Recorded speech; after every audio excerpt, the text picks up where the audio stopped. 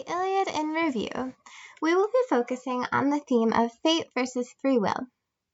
We can see that this is a pretty prominent theme in the book, and in fact, the sixth line in the book is, "And the will of Zeus was moving towards its end."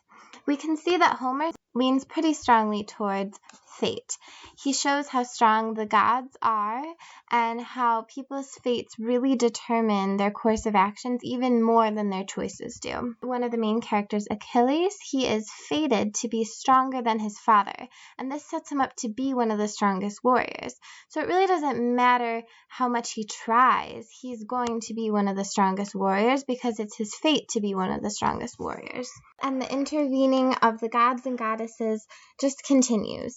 In Book 2, Zeus sends a false dream to Agamemnon in order to help the Trojans, convincing him to start a full-scale battle knowing he will lose. Again, in Book 16, we see that after Patroclus killed Sarpedon, Zeus decides that Patroclus should be killed, and so he comes down to Hector and instills the strength in Hector to kill Patroclus.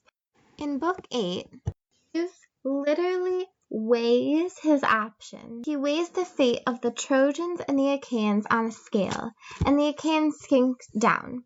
Therefore, he turns the war in favor of the Trojans, forcing the Greeks to retreat in terror. It's almost comical how literally he's just weighing his options, playing around with either side like it's a game. The book ends somewhat oddly just as it began.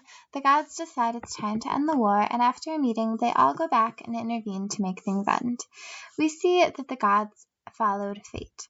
They could always see the fate, although most mortals couldn't. We do know that the gods didn't create the fate. It's somewhat unclear whether or not the gods could have strayed from the fate if they wanted to, but in the end they never do. In this war between fate and free will, fate always prevailed.